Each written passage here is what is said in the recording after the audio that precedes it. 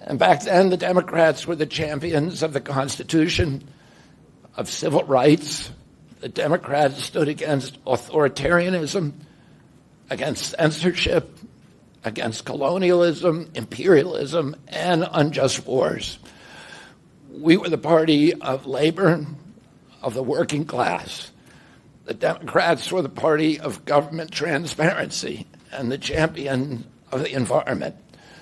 Our party was the bulwark against big money interests and corporate power. True to its name, it was the party of democracy. As you know, I left that party in October because it had departed so dramatically from the core values that I grew up with. It had become the party of war, censorship, corruption, big pharma, big tech, big ag, and big money. When it abandoned democracy by canceling the primary to conceal the cognitive decline of the sitting president, I left the party to run as an independent. The mainstream of American politics and journalism derided my decision. Conventional wisdom said that it would be impossible even to get on the ballot as an independent because each state poses an insurmountable tangle of arbitrary rules for collecting signatures. I would need over 1 million signatures, something no presidential candidate in history had ever achieved. And then I'd need a team of attorneys and millions of dollars to handle all the legal challenges from the DNC. But I'm sorry to say that while democracy may still be alive at the grassroots, it has become little more than a slogan for our political institutions, for our media, and for our government, and most sadly at all for me, for the Democratic Party. In the name of saving democracy, the Democratic Party set itself to dismantling it, lacking confidence in its candidate, that its candidate could win in a fair election at the voting booth. The DNC waged continual legal warfare against both President Trump and myself. Each time that our volunteers turned in those towering boxes of signatures needed to get on the ballot, the DNC dragged us into court, state after state, attempting to erase their work and to subvert the will of the voters who had signed those petitions. It deployed DNC-aligned judges to throw me and other candidates off the ballot and to throw President Trump in jail. It ran a sham primary that was rigged to prevent any serious challenge to President Biden. Then, when a predictably bungled debate performance precipitated the palace coup against President Biden, the same shadowy DNC operatives appointed his successor, also without an election. They installed a candidate who was so unpopular with voters that she dropped out in 2020 without winning a single delegate. My uncle and my father both relished debate. They prided themselves on their capacity to go toe-to-toe with any opponent in the battle over ideas. They would be astonished to learn of a Democratic Party presidential nominee who, like Vice President Harris, has not appeared in a single interview or an unscripted encounter with voters for 35 days. This is profoundly undemocratic. How are people to choose when they don't know whom they are choosing? And how can this look to the rest of the world? My father and my uncle were always conscious of America's image abroad because of our nation's role as the template for democracy, the role model for democratic processes, and the leader of the free world. Instead of showing us her substance and character, the DNC and its media organs engineered a surge of popularity for Vice President Harris based upon, well, nothing. No policies, no interviews, no debates, only smoke and mirrors and balloons in a highly produced Chicago circus. There in Chicago, a string of Democratic speakers mentioned Donald Trump 147 times just on the first day. Oh, who needs a policy when you have Trump to hate? In contrast, at the RNC convention, President Biden was mentioned only twice in 4 days. I do interviews every day. Many of you have interviewed me. Anybody who asks gets to interview me. Some days I do as many as 10. President Trump, who actually was nominated and won an election, also does interviews daily. How did the Democratic Party choose a candidate that has never done an interview or debate during the entire election cycle? We know the answers. They did it by weaponizing the government agencies. They did it by abandoning democracy. They did it by suing the opposition and by disenfranchising American voters. What most alarms me isn't how the Democratic Party conducts its internal affairs or runs its candidates.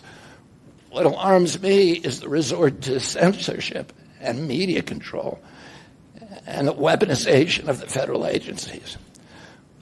When a U.S. president colludes with or outright coerces media companies to censor political speech, it's an attack on our most sacred right of free expression, and that's the very right upon which all of our other constitutional rights rest.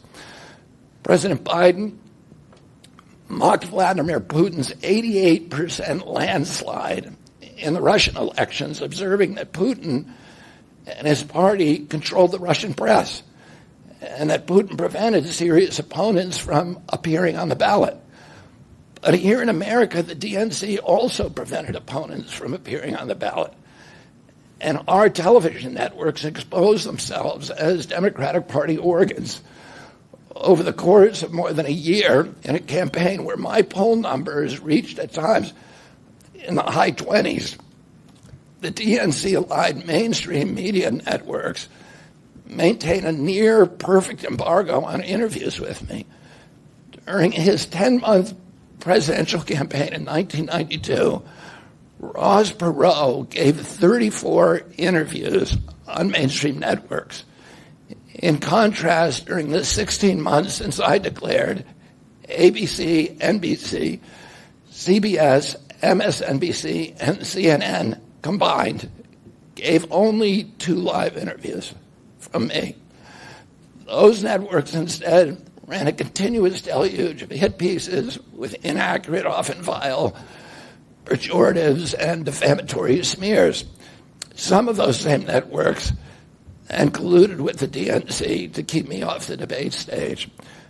Representatives of those networks are in this room right now, and I'll just take a moment to ask you to consider the many ways that your institutions have abdicated this really sacred responsibility, the duty of a free press to safeguard democracy and to challenge always the party in power.